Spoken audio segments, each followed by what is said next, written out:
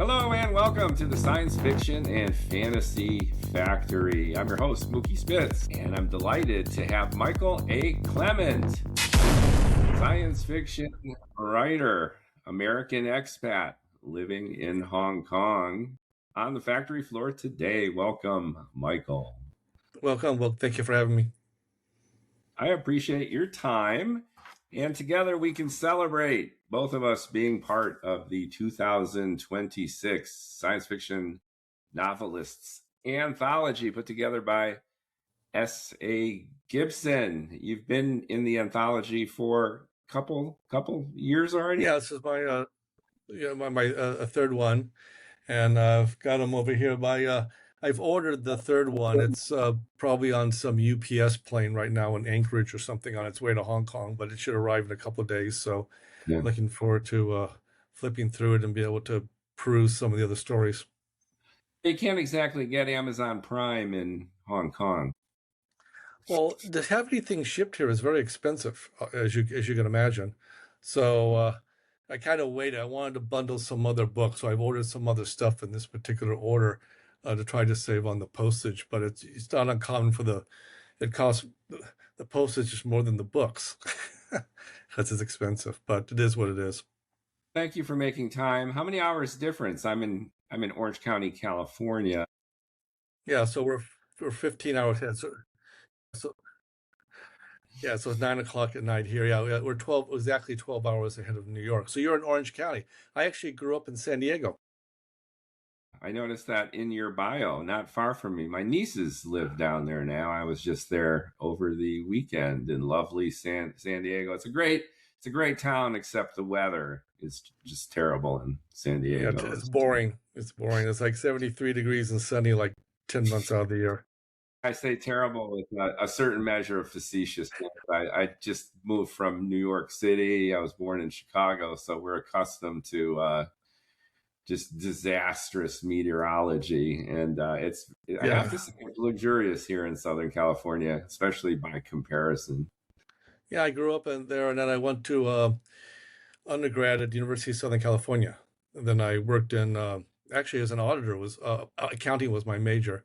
Then I worked as an auditor at Union Bank and Occidental Petroleum before moving up to, did that for 5 years and moved up to San Francisco to go to the University of San Francisco to get my my MBA.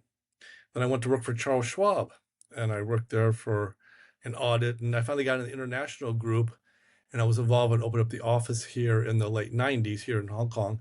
And that's how I got introduced to Hong Kong. And then I moved to Hong Kong at the end of 2006. So I've been here almost 20 years. A financial brain. You're analytical. I can appreciate it. Today is tax day, April 15th in the States. So that is not on my top list of skills, which is the discipline of making sure the spreadsheet lines up. But I have to file it.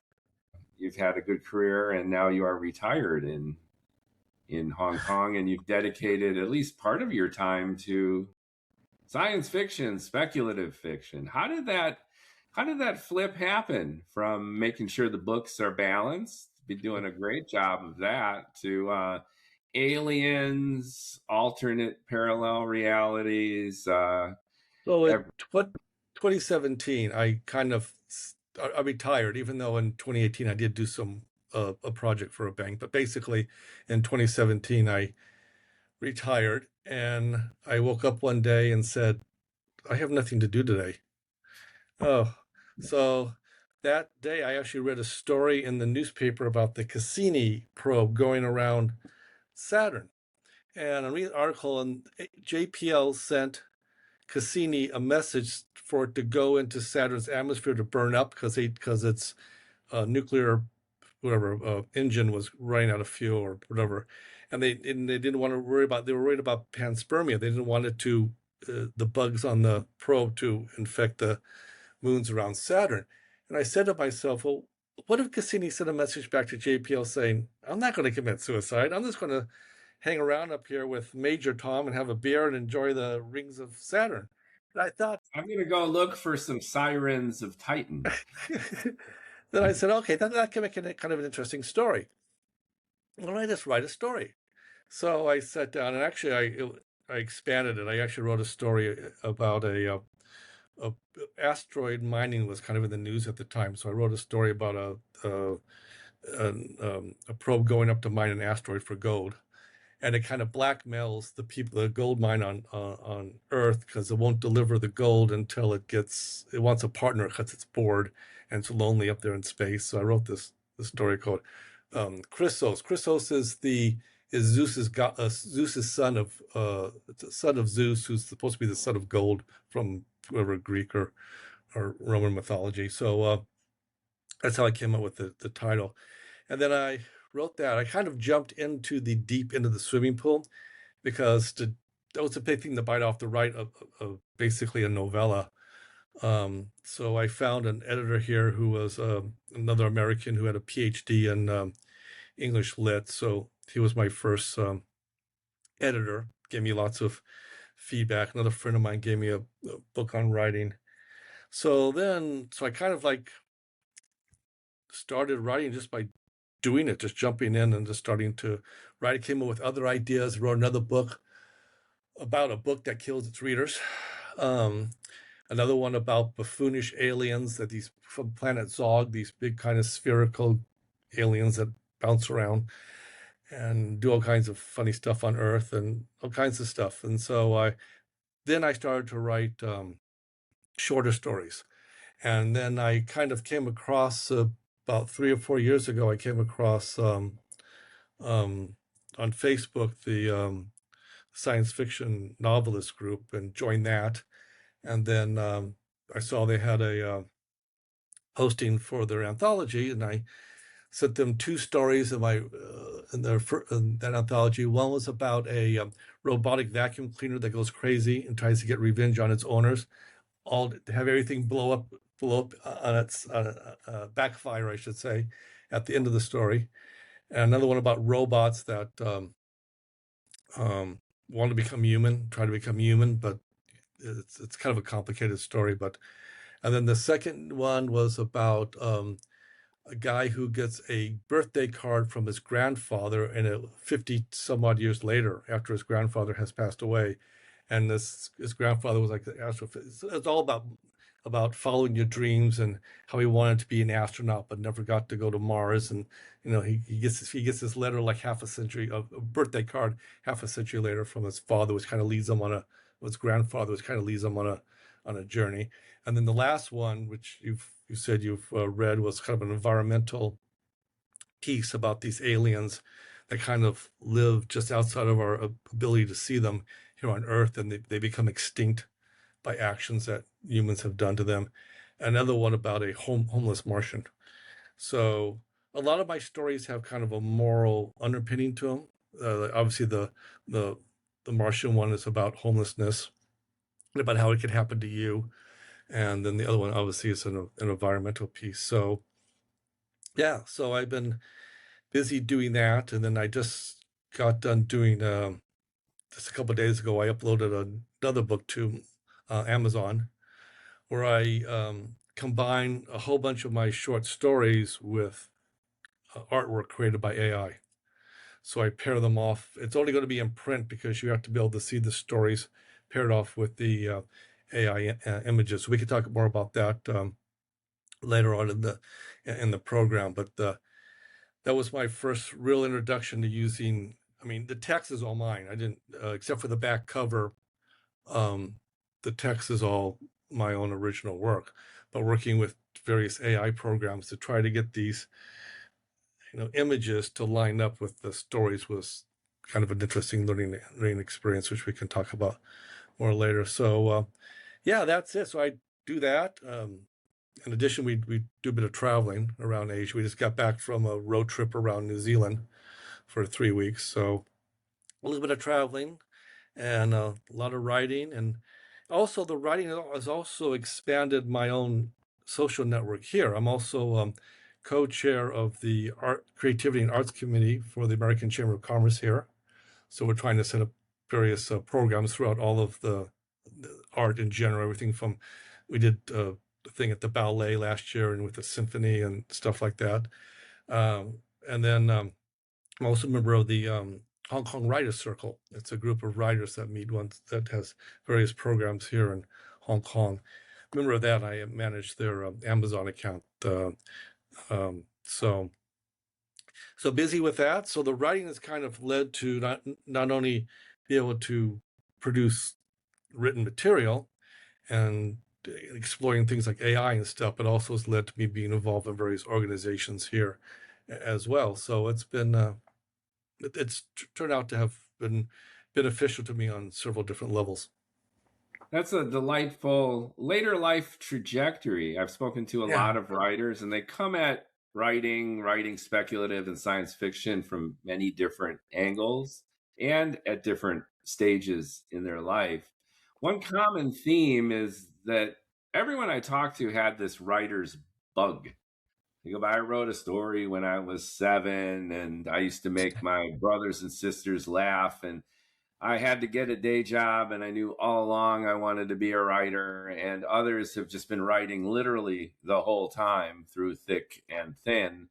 And it sounds like Cassini burning up in Saturn's atmosphere triggered a whimsical, ironic, very human, allegorical style story, which seems to be common themes through a lot of your writing. Did it just really pop then, or have you had this creative spark lurking behind all the spreadsheets and the business strategy meetings that you've also obviously been very successful at? Well, I've always had a rather, throughout my entire life, quite an imagination of stuff, rather as telling jokes and stuff like that. I never actually, growing up, I didn't like reading. I actually didn't read a lot. I was more of a math person. I liked, in fact, I was going to become a chemist, but I had this high school chemistry teacher that wasn't very good, and I got kind of turned off to it. But I always kind of liked business. My father was a businessman. He built houses. So I used to read his Wall Street Journal when I was a teenager and stuff like that. So I always had, so I kind of went the business route. But I could have easily have been a chemist. I didn't really like reading. What actually got me turned on to reading was actually science fiction. When I was in 7th grade, at that time in California, I think it's different now. You had one, it was like elementary school actually went through 6th grade. And then you started middle school or junior high, in which case you had different subjects and stuff and not one teacher all day. And on my first day, English class, I got pulled out by the assistant principal and put into this special class. And there was like 12 of us, 12 boys and 3 girls, I think it was, which was kind of a small class. And the teacher there, Mrs. Olson, still remember her name to this day. She actually passed away a few years ago. I actually looked her up, and fortunately she had passed away several years ago. And then she asked us all these questions about what we like to do. Okay, and we answered all these questions, and the next day, or the next class, she had all these books on this desk, and there were science fiction screenplays and short stories. She had gone down to the education department in downtown San Diego and gotten these special books. So she goes, you guys all told me you like Star Trek and Twilight Zone and all that stuff, so you have no excuse not to read because you told me you like science fiction. So she passed out all these books, and the first thing we read was a Twilight Zone screenplay where we played different roles. She signed, to there's a couple actors, and that's how, like, oh, this is kind of cool. And we because I had seen, there were, some of the shows. So, and then my mother, I think that same year, got me a collection of a collection of short stories by Ray Bradbury, which I thought were kind of cool. So then that's kind of got me started on the reading, was because of a teacher that was smart enough to knew, okay, I'm going to have these students read, because for some reason I got pulled into this class. So somebody somewhere said, okay, Michael has got the smarts. He can, he doesn't like to read. So let's put him into a class where Mrs. Olson's class. And sure enough, we, at the end, we were reading Romeo and Juliet, I think was the last thing we read, and Homer's The Odyssey. And she had us made maps of the Mediterranean, stuff like that. She was a really good teacher. So we expanded beyond science fiction as the class went on. But that was a good example of how I had one teacher kind of like put me got me into reading, which then paid off many years later. Obviously, reading is an important skill to have to be good at reading. Then I had a chemistry teacher later who turned me off to chemistry. So it's kind of interesting how teachers can play a big role in where you go in life. So I always had kind of an imagination, and I always kind of liked, the science fiction stuff and thinking about different worlds. And we watched, that's back in the late '60s, early '70s. So we were watching, Star Trek and all the. I remember when Star Wars came out and going and seeing that with my parents and stuff like that. So, and the rest is history, as they say. The memories are vivid and you recall them like yesterday. So obviously it made an impact. So Yeah. to a certain extent, it reinforces this idea that there was a spark that was firing really from the beginning, and then time and circumstance allowed it to really ignite and fuel your current output. And stylistically, you mentioned Star Trek. I remember on TV watching reruns of Lost in Space with Dr. Smith and their adventures. There's a whimsical, humorous, often cynical quality that went with a lot of classic science fiction. You had the trouble with tribbles, and you had Dr. Smith's antics. And I sense some of that in your writing too, where these little quirky tidbits manifest. You take regular folks and you put them in a suddenly weird kind of situation to play it out. How did some of those influences translate into your style? I have some of that. I didn't mean to cut you off. I had some of that as well. I remember the gurgle, the Star Trek one with those, the little fuzzy little like gremlins, or whatever they're called, gurgles, tribbles. Yeah. Dribbles. But remember, Star Trek also dealt with social issues. There was the one episode where the two twin brothers were fighting, and it had to do with racism because they had faces that were, one was black on the left side and white on the right, and the other one was the mirror image. And that's why they fought, because, well, his face is black on the left and not the right. And it was, you got to think about when it was done. That was probably done in '66, '67, and the civil rights was going on. So that's one of the things I think about science fiction. It's a genre that allows you to deal with moral issues, ethical issues in a way that, back of a lack of a better word, the reader doesn't feel threatened.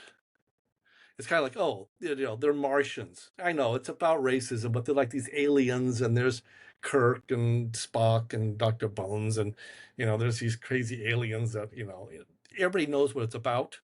Everybody knows what the message is, but it's kind of done in a way that, okay, the audience can, like, not get uptight about it, and yet Ray was it Gene Roddenberry and all the writers could get a certain message across to that.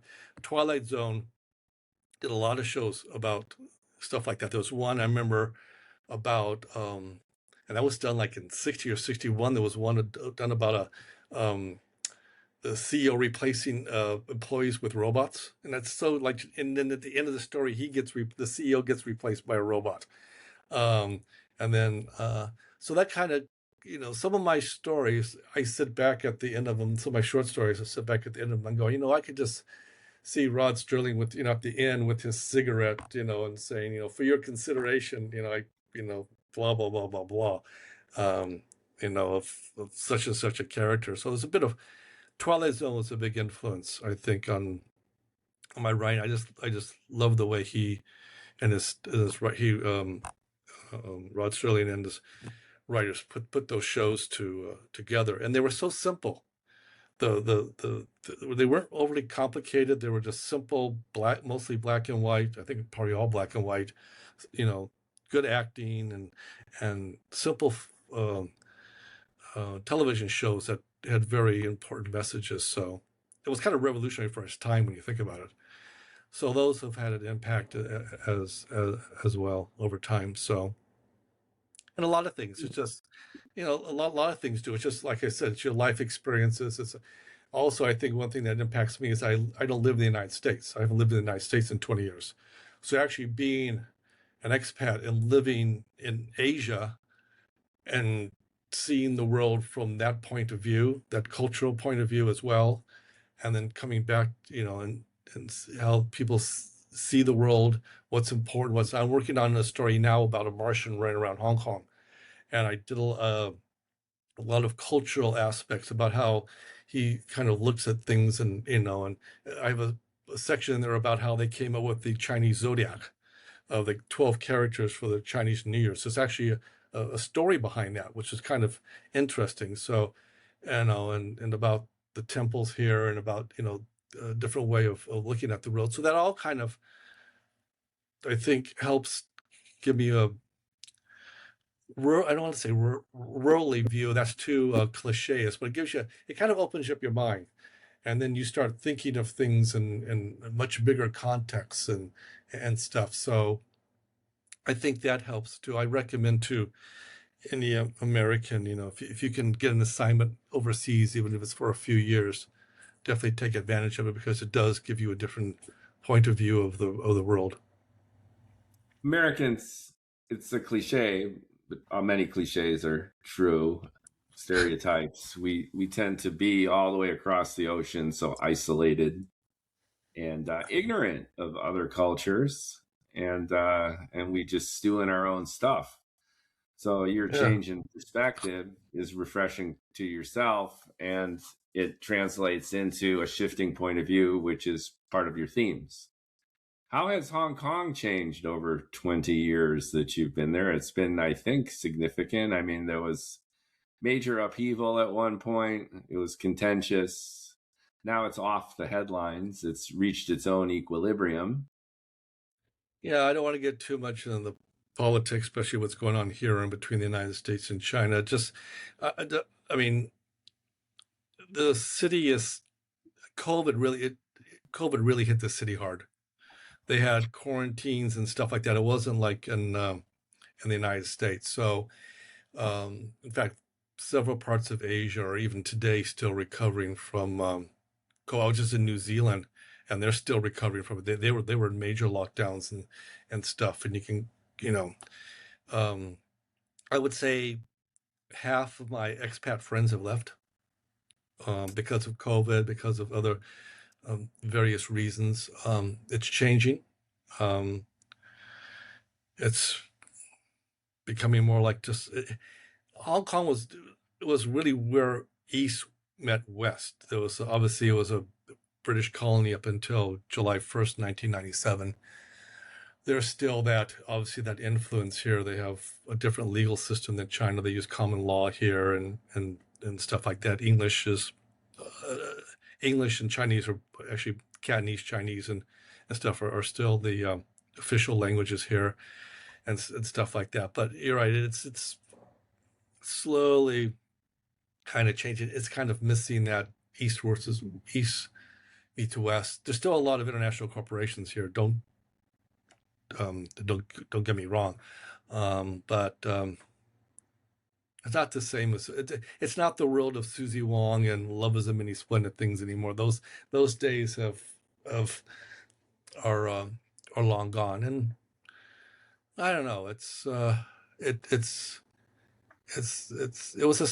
still a special place, but not quite the same. So it's kind of we'll see what happens with it over the next couple of years. I mean, there's a lot going on right now in the world, and a lot of chess pieces are moving into different places on the board. So again, I don't want to get into geopolitics, but it does have, yeah, I merely wanted to use that to highlight this theme that you brought up of transformation, yeah, of a stranger in a strange land. And your stories exemplify that, where you, again, have a fairly everyday kind of person who's thrown into something fantastic, and how they react, how they change, how they transform, either embracing or rejecting that new circumstance is interesting. And I was simply curious as to some of your own transformations and the environment that you've been in over the last couple of decades, which is similar. There's a little bit of mirroring there. yeah. It's already about being able to adapt. Um, because when I moved here, I went from financial services to consulting, and I moved countries. I moved from the United States to here, different industries. So it's it's a really big leap. Took a big challenge on it, and it's you learn how to adapt as a when you move to a different country, you learn really quickly how to adapt, and and it's some people are better at it than others, and I seem to be good at it. I don't know why. I just keep my mother says it's because I'm a Capricorn. I'm like the goat that keeps going up the hill. I just keep plowing forward until I finally reach my goal, and that's it's yeah. There's been times where I've kind of said, "Hey, God, I could have so easily just stayed back in San Francisco, good paying job with a major, with Charles Schwab and stuff like that." There's been times where you kind of go, "Oh, why did I do this?" But no, this is what I wanted to do, and you keep moving forward and stuff like that. So, but that's life. C'est la vie, as the French say. You pays your money and you makes your choice, like Barnum Uh, and Bailey, the guy in the top hat, insists. So the price paid is some of this instability, maybe, and yearning for where you're originally from. But there's a sense of adventure. You get that shift yeah, in point of view, and that could be exciting in and of itself, and obviously fuels your creativity. yeah, it does. And writing is a good outlet too. That kind of like gives you an opportunity to kind of like, you know, um, and was it cathartic or kind of a process to work through things as well. So yeah, it's been good. And in terms of marketing your books, you're a businessman, not so much on the marketing side, but in business strategy and goal setting. What do you do? Are you content given where you're at in your life to just write and throw it out into the world? What's your interest in folks getting exposed to your stories and Right. So engaging with them? I guess all writers have to ask themselves why they write. Okay. Um, and some people want to make a career out of it. That's different than what I'm doing. Like I said, I'm doing this more as a creative adventure, more like a hobby and stuff like that. So my goal is not to become the next Stephen King, okay, or and pick any major author, stuff like that. So that's part of the. So I know I did the normal stuff. Like you said, I have the Facebook site and stuff, and um, so I haven't really been pushing the marketing that much. I've been more just concerned about creating the product and putting it out there and just seeing uh, uh, um, where it leads to. So I haven't been as aggressive in that area as I possibly could be.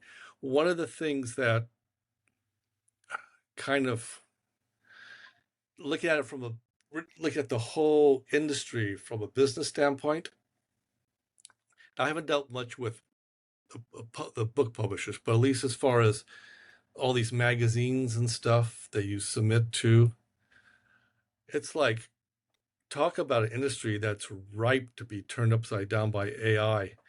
It's like you go to these sites and you submit these, find it to be in a certain format. You submit these, some of them allow you to submit to other magazines, others don't. Like they have a right to tell me what I can do with my story, but you submit it to them, and maybe you'll hear back from them in 6 months.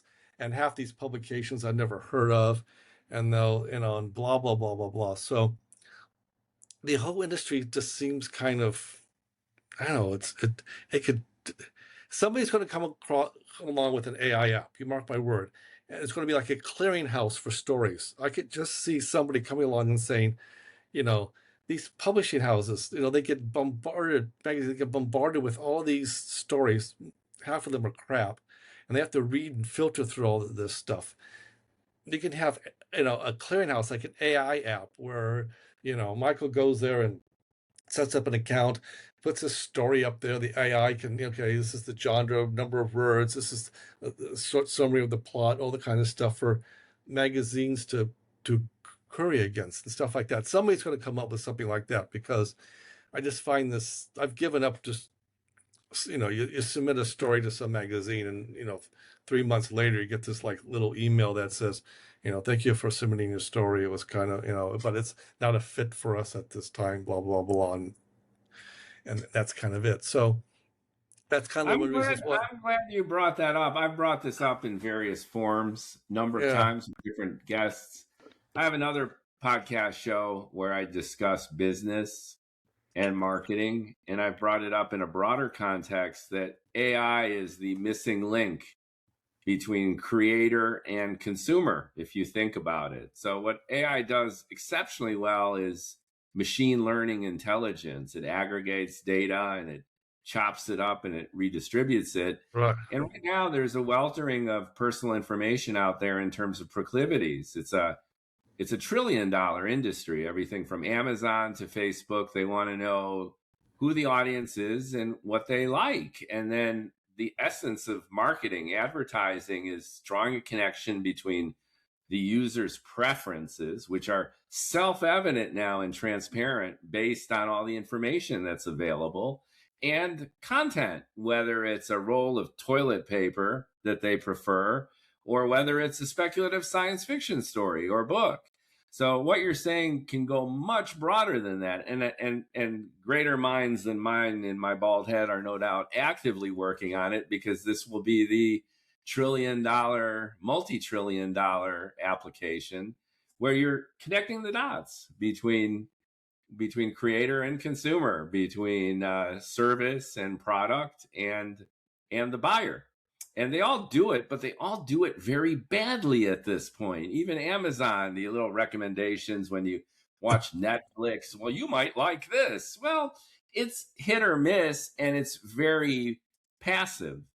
So again, to your point, you're a writer. Why do you need form fields and meet these criteria and go through this arduous labyrinthine process to just get your story in front of a reader who would love it? And right. all the tech is there to do it. And I think in the next few years, exactly like you say, this is going to pop. And I was telling another guest, I don't really pay for advertising. For my podcast, I'm like you, I write different stuff. So I do speculative fiction, I do plays and screenplays. I have 5 podcast shows in different subjects with different guests, and I'm spewing content. I would pay money for this kind of app to just get me the listeners and the viewers who I know would love my stuff, and they would love to get it. So go for it. What's holding it back? And I think it's just tech and adoption, and sooner or later we'll get there. Yeah, so it's like with these publications, they're in the middle between, because I look at the authors as vendors. We are, in a sense, I'm a vendor to a publication that's creating content for their particular readers. So this publication, like you said, can use AI to not only find the right vendor or author to provide, the stories they want, as well as to analyze.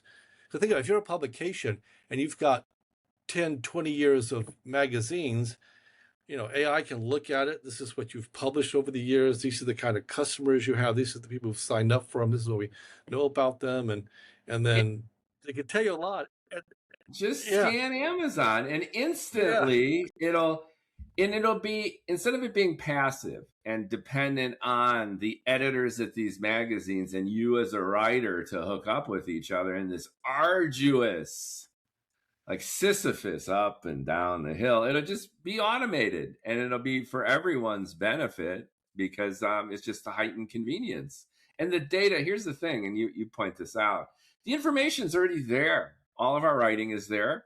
And to your point, the style and the orientation of each of these publications, Locus Magazine, Apex, the big ones. I talked to a Locus Apex critic, AC Wise, was a guest a month or so ago. And she sits there and she literally reads and reviews hundreds of stories and novels every year. And there's this mountain on her desk that she has to go through. And she's wonderful. And she's drawing connections and recognizing themes. And she's a terrific reviewer. But that's just one person plowing through a lot of this stuff. And I wrote an email to one of the senior editors at Locus. Again, I'm a speculative science fiction writer too. I got this what I think is an amazing novel. Can you check it out?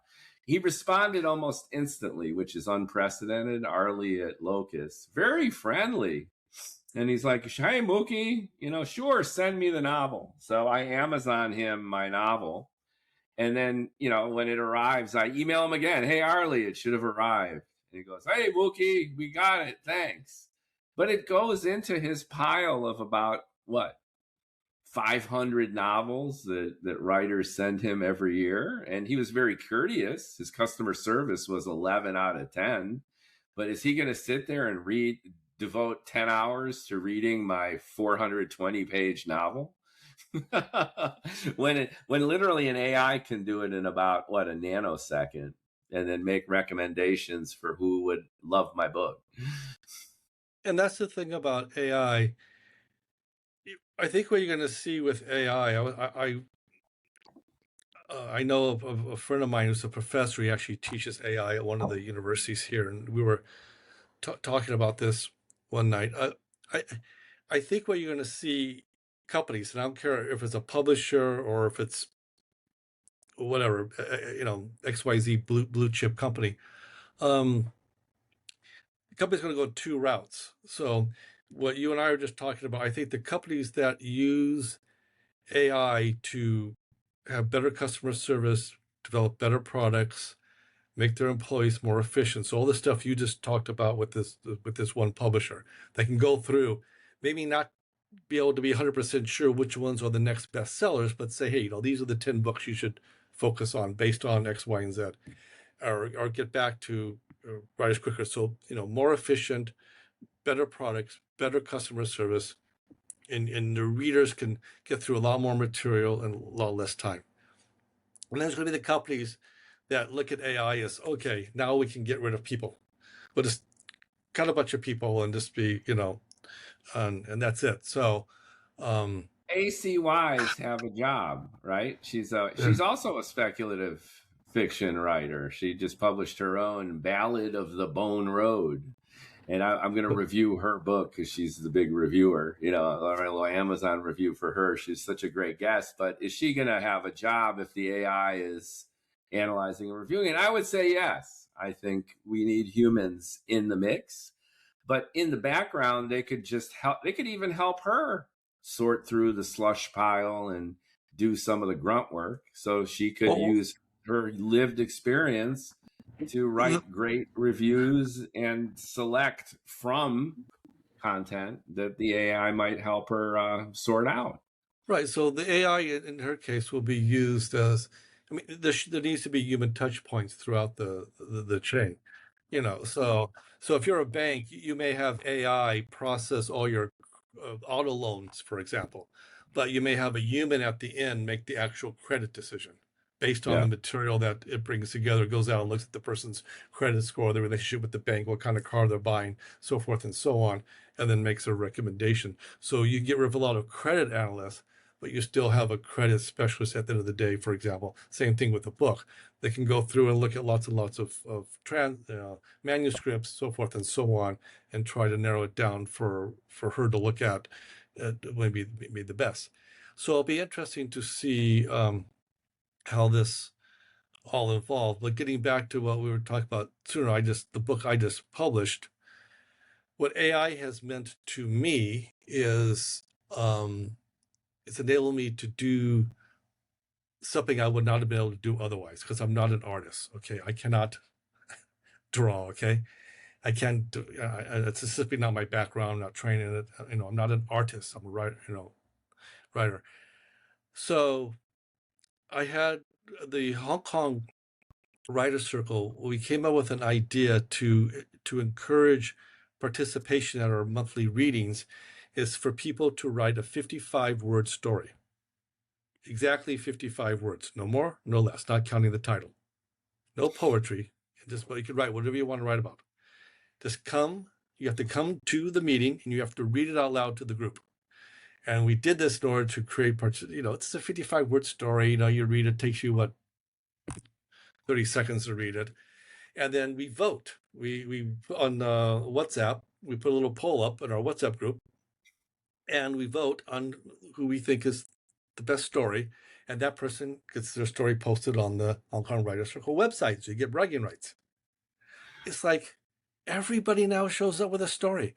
It's like everybody shows up. It's been like a very successful way to get, it's an icebreaker for the meeting, and people read their stories, and some of them are serious, some of them are funny. And it's really been successful. Well, I have a whole bunch of them. I started to write a whole bunch of these 55-word stories. What do you do with them? So I search. There's very, very few publications that they call it micro fiction, right? Stories basically under 100 words. That's a whole... Very, very, very few magazines do this. I go, what am I going to do with all these stories? Oh. And I said, only 55 words. And I took one of them. In fact, if you go to the Hong Kong Writers Circle, one of my stories won. And it's about a soldier who goes back to Omaha Beach. And to that's where the D-Day occurred back, and he's throwing little pebbles into the water, and which each one he mentions the name of one of the men he lost on that day. And all of a sudden he turns and there's a soldier standing there who says, "Thank you for remembering us, Sergeant." That's how the story ends. So it's a 55-word story. So I put it into, I remember it was Copilot or ChatGPT or one of those programs, and it came back with this really neat, you can see it on the website, this little really neat picture of this old man, and then there's this soldier there, and they're on like this beach and the sun is setting. It was actually kind of cool, and I actually showed it to the people at the reading group, and that kind of planted that into my brain. Well, maybe I could turn this into a book. I could take all these short little stories and match them up with AI. So that's what I started to do. So I put it in there, and I had some little longer stories, and I put all this artwork in it. And the overarching theme is that I meet a Martian in a park. I'm walking. It's the cover. I don't know if you're going to show the cover for the podcast for the today. video, for audio, you guys are out of luck. But I'll put the link to the book in the description. But for the video, I have this overlay. So okay, so there's the Martian. Retroactively, they're seeing the overlay. Okay, so there's a Martian sitting on a park bench and underneath a tree, and there's a UFO in the background. So me, the author, I'm walking in the park and I see this guy. I'm going, oh my God, it's an alien. And I got it going, oh. And then the alien says, well, so we started talking, and the alien says, well, I have these daydreams. I have these daydreams about humans. And he starts telling me, the writer, these. So I use those little stories, like silhouettes, or what we call them, whatever the word is for it. Not silhouettes. Vignettes, and just kind of go through the stuff like that. And they deal with different themes. So one deals with money, one deals with parenthood. Again, going back to my thing about moral questions, and two of them deal with war. All these different themes, and I'm having this conversation. So when each story is set up with a conversation between me and the Martian, then he gives me his daydream. Then it turns into daymares, the war ones. Then he has vivid dreams and much longer dreams. And at the end, he tells me, the writer, why he met me, the message he was giving me. The problem I ran into, first of all, two things. Using AI, sometimes it works great. Other times it just goes nuts. It starts hallucinating and it does weird stuff. There's like this one picture I did of a guy on his back porch drinking a beer in Martians' land, and they're lost and they ask him for directions. It has to do with having a good map. So I did the drawing, and here's the guy holding he's looking at his phone with two hands, and there's a third hand around the beer bottle. I'm going, no. ChatGPT, humans only have 2 hands, not 4. Remove the other hand, and then it puts another UFO pops up. So I had to go constantly. It does weird stuff. People have extra arms. They've gotten better, Yeah, I got a lot. significantly better. If you think about it, the technology is still utterly astonishing. We take it for granted, and when we find a mistake, we're like, "This sucks," but it's still quite amazing, even when it's freaking out. But it's getting improved. I did one of Santa. There's a story in there about Santa, and I have Santa being pulled by his reindeer, and it put the reindeer behind the sled.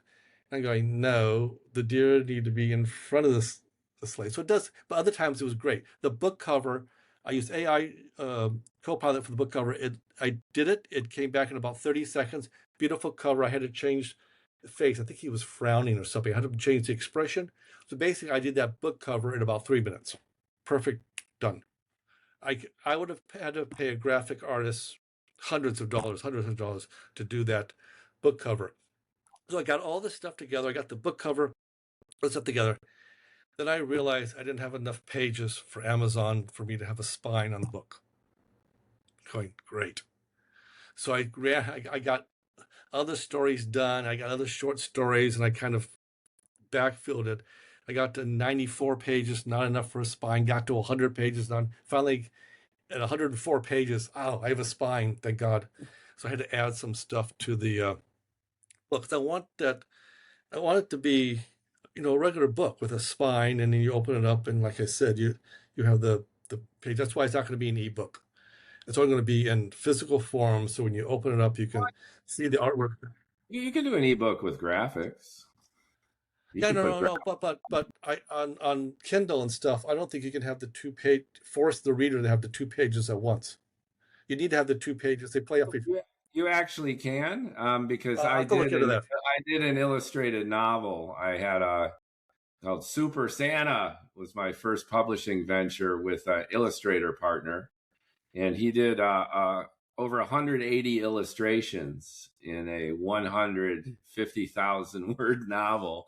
And wow. On Kindle, it was difficult to do it, but you could do it. Yeah. Okay. So, well, I'll have to look into that. But at least I got giving you a heads up that you could do the ebook. It's just a hassle. You have to individually load the images. It's a pain. It's a pain in the butt. However, what I'm more curious about than just formatting an ebook is the pushback and some of the irony and the perceived hypocrisy of what you're doing through the lens of artists. So I had Don Aguilio on the podcast, and I met him at LA Comic-Con. So I was at LA Comic-Con barking my debut science fiction novel. And they have artists gallery where you can go. And this was in the basement of the convention center in LA. And they had, you see the parking lot lines, and then all the artists are in rows. And they're all sitting there, and they're hand lettering and hand drawing. And it's really an amazing opportunity to see all these graphic artists and comic books, graphic novels, all in one place, selling their wares. So I went pretending they had limitless resources, and I could pick any artist to do a graphic novel version of my novel, because I think that modality is great. And it's a logical repurposing of the storytelling. And to a certain extent, you're doing it with your little vignettes here too. So you're going multimodal, right? From text to image. And I found Don. I'm like, whoa, this is exactly the style of what I would love my graphic novel to embody. So I talked him up. We exchanged contact information. He sent me an NDA. I sent him the book. We've been chatting about that. And then I invited him on the podcast. Now, he's big time. He does Superman and Aquaman for the studios, and for the established creds. So he's reconnoitering the Don Aguilio version of these iconic characters.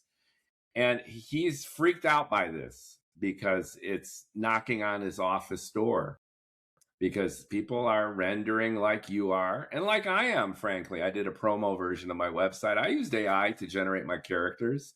It was loads of fun. And I told Don that too. And he's like, so not to be a Luddite, but just to say that this is infringing on jobs, analogously to the auto loan manager that you were talking about, where agents are going to be doing the loan processing and vetting. That's inevitable. And a lot of artists are going to sadly lose their job. Now, the mirroring effect and what I called the hypocrisy of this, you haven't brought up AI for writing and writers. And I had another guest on just yesterday, JT Holmes of Canon Publishing, and he's like, Mookie, we as writers, we got to do all we can do in the next 2 years, because we'll probably be completely useless and redundant because of AI. So how do you feel about this kind of integration? And how do you feel about AI encroaching on the actual writing? And have you used AI at all for your writing, for your stories, for embellishing a description or helping you with plots or what have you? Okay, so I'll address the first one with the artist first. So, I know I have a friend that works in special effects in Hollywood, and I sent him the book cover, and I said to him, the AI is coming whether we like it or not. So don't try to slay the AI dragon. Learn how to tame him.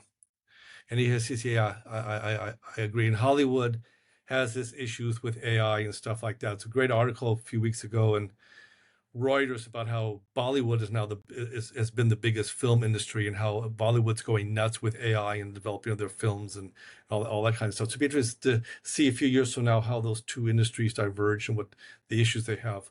But going back to creating visual images, two things. One, it would have costed me a bloody fortune to hire an artist to do all that. And it would have taken a long time. Don't get me wrong. You don't need to justify it from an indie author point of view. I just mentioned that I did my promotional website of my novel all in AI with characters. Yeah. So I get the pragmatics and I understand the utility of it. But is there any hesitation or sensitivity to what I'm bringing up? And the second part of my question was the mirroring, which is, if you're using AI to generate images, then the reader and the viewer are going to automatically assume that a lot of your text might be AI generated as well. You just mentioned the 55-word stories. I would venture to assume that many people in your writing group were so enthusiastic with their 55-word story because they didn't write those stories. They had ChatGPT or Claude do it for them. And I'm not accusing your writers group, but come on, right? It's like it takes a nanosecond with 3 prompts. Or write me a story that's happy this morning that's 55 words. No. There you go. The point I was trying to make to that artist you were talking to at that convention is like, you talk about the practicality of it. If I were him, what I would do is, what some of the people I know, somebody who works in brand management and stuff, and what he's done is he's turned it around. So it's coming. People are going to use it to generate images. Is there a way that he can embrace AI to basically come up with apps to help people do book covers? Where I mean, it's kind of like, how can he incorporate AI? We talk about business models into what he does in order to create apps and to create help people create content. It can be anything from classes to materials to apps to all kinds of stuff, because it's coming. And you're right, it's going to take away a lot of artist jobs. It goes back to, like I said, being flexible. With respect to your question about writing, to me, writing falls into 3 kind of general groups.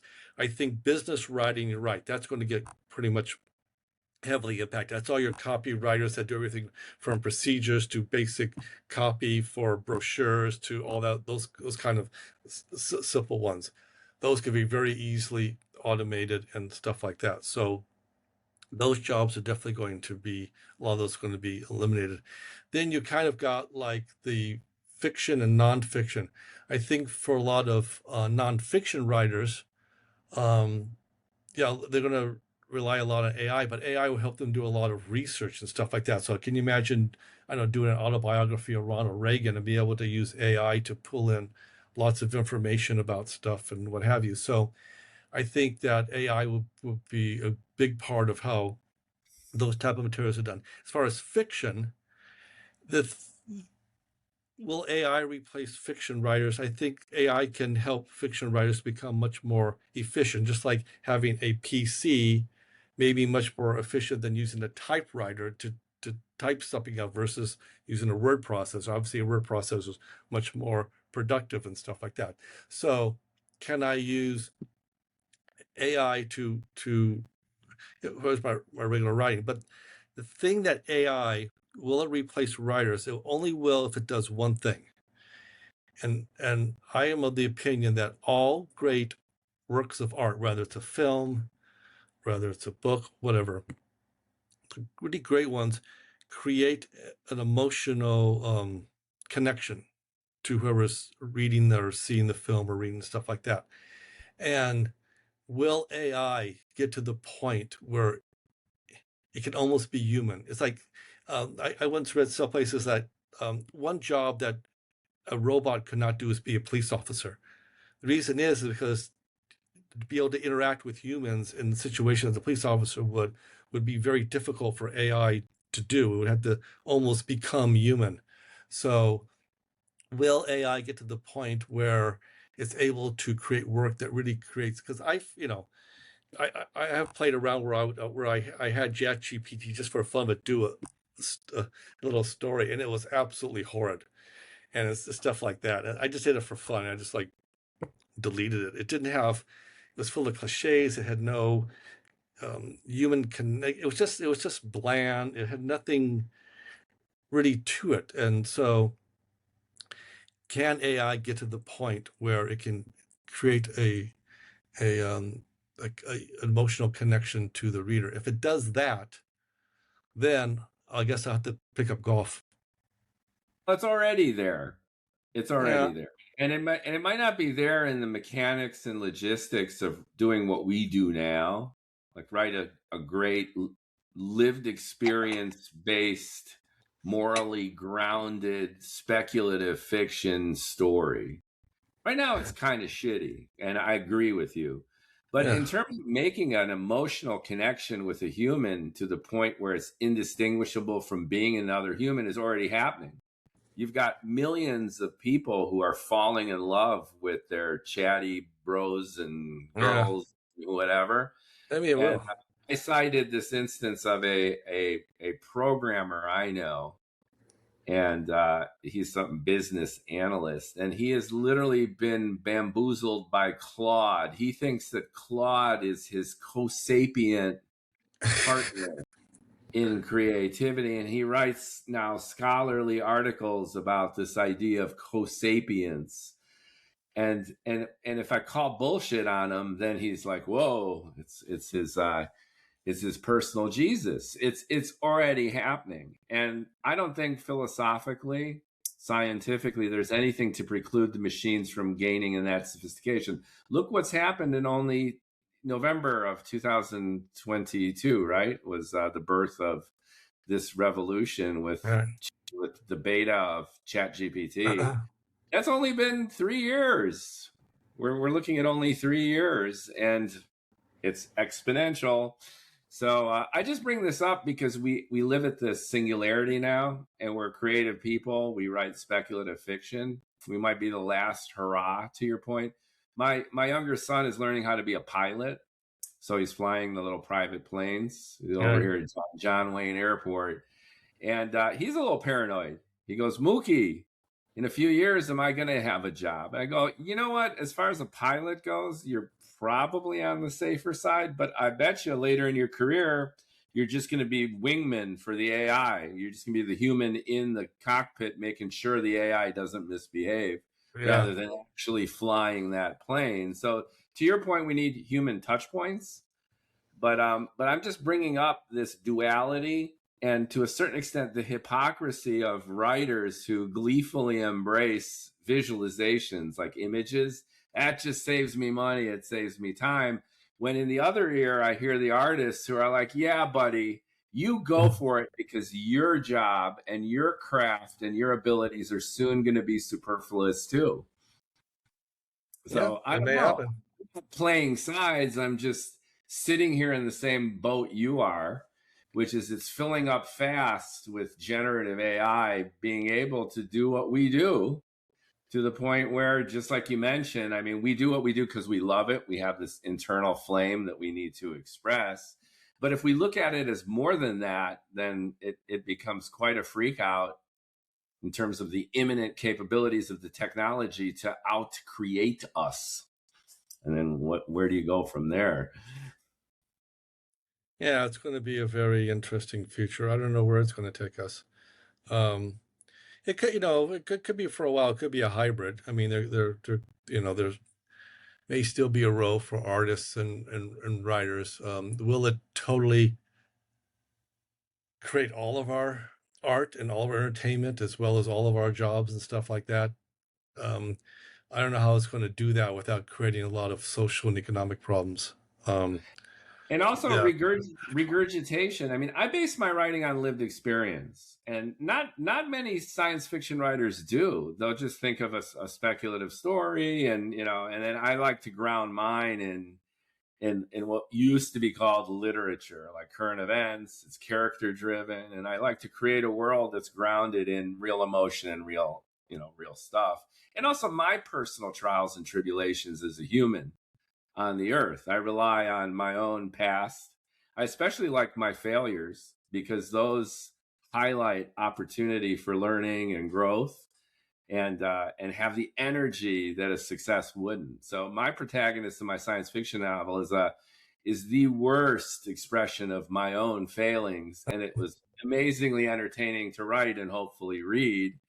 But you don't have that with the machines. They're just processing data and content and doing matrix math to associate weighted right. relationships between alphanumeric strings. I mean, it's soulless, but at the same time it copies us so well because of the raw number crunching that went into it. So, is your point is, does AI understand the human experience, and also can AI come up with an original thought, or is, like you said, is it just recycling credible Right. gigabytes of information already out there? And will it ever be able to overcome that? Where, like you said, can it really express the human experience and have original ideas and stuff like that? Will it actually get to that point without it being quote unquote a human entity? And I don't know the answer to that. And it kind of, to be honest, but if it does, it's kind of scary.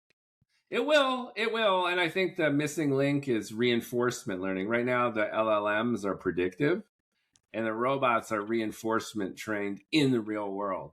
And I think when you combine the two, I think it'll be indistinguishable ultimately from our lived experience. I can't imagine why it wouldn't be.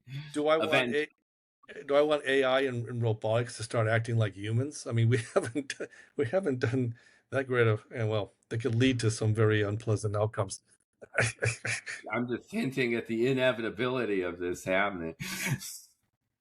So it's a Anyhow, race. I think it's a race. The bots appreciate people like us because they take our lived experience, our hopes and dreams and aspirations, and our creativity, and then they chop it up into tokens, and then they reformulate it and regurgitate it to provide value to customers who pay. So they like us now, but we will be redundant. but we'll see. Like I said, I know we're kind of come up to the top of the hour, but as I said, it'll be interesting to see how governments and society and stuff deal with this in the future. Because I'm worried about the downsides to all this, whether it's social, economic, so what have you. So because the technology, unlike other big transformers technology, this one is happening so incredibly fast. I mean, you look at when the telephone came out. Well, they had to lay, millions of miles of telephone lines around the world before, it really, having the first phone didn't do you any much good because there was no one to call. Same thing with electrical power. Same thing with a lot of stuff. Television, you need to create content, and it takes time to do that. This is just happening so quickly that we don't, from a regulatory standpoint, rules from society, from everything from the boardrooms to the legislatures to the artists to the common man and woman on the street. It's happening so fast that we're having a hard time kind of preparing for it. So Not just the acceleration, the exponential acceleration, but it's the mimicry of so much of what we do. It's fast. It's everywhere, and it's everywhere. It's ubiquitous, but it's also becoming us. That's the real challenge. I have hope though for humanity. I think lived experience is special, and we have evolved over 1 billion years to be the bio engines that we are, and I don't think the AGI that everyone is speculating is going to be around the corner. It's going to be. I was reading an article about a month ago about somebody developing robotic soldiers. They're taking AI and robotics and putting them together. I mean, a robotic soldier with an AK-47 on the battlefield. It's happening already in Ukraine. Yeah, stuff like that. So, where are we going with this? Where with this technology? And one of the things we need to do. I mean, we need to have a much more public. I know there's a lot of stuff going on right now in the world, but when I think we've got to start it in the Americans. I mean, throughout the world, our leaders need to really start having a conversation among themselves and with the people about, hey, this is what we think is. We don't know exactly what's coming, but we kind of know from past experience we're going to have lots of lost jobs. We know we're going to have these certain things happen, and start talking about how we prepare for that. I mean, everything from that to what should the copyright laws be? Here in Hong Kong, if AI creates a work, you can get a copyright for it. You can't do that in the United States. And that, it creates all kinds of issues. That's my understanding. I'm not a copyright lawyer, so don't take that as gospel. But there's a lot of issues that we need to start talking about. If not, it's going to get out of control. And then we do start dealing with the downsides to it, and there will be some downsides to it. It's going to be much more expensive or costly to deal with them tomorrow than to start addressing them today. So I agree. And then you've got the problem of who's making these decisions and how are they enforced? Because to your point earlier about the biography of Ronald Reagan, his famous comment, "I'm from the government and I'm here to help." That's always been fun. And now we're facing AI. So who's going to regulate it? Who's going to enforce it, and how? We clearly need guardrails, but who's going to establish them? But anyway, big ideas. Thank you for doing what you're doing. I'm going to put links in the description of the podcast to access your blog. You're on Substack, Facebook, and more information about you. Okay, and it's wonderful to talk to a fellow speculative fiction writer. I'm so delighted that you are delighted in doing what delights both of us, which is taking our lived experience as human beings and translating it to fun stories that bring people joy and thoughtfulness. Yeah, and it just gives me, like I said, I'm not trying to become a New York Times bestseller, but and also I want to just finish by saying this. It kind of gives me a little smile that, when I'm long gone, my work will still be there. And, and somebody 50 years from now could pick up one of my stories and,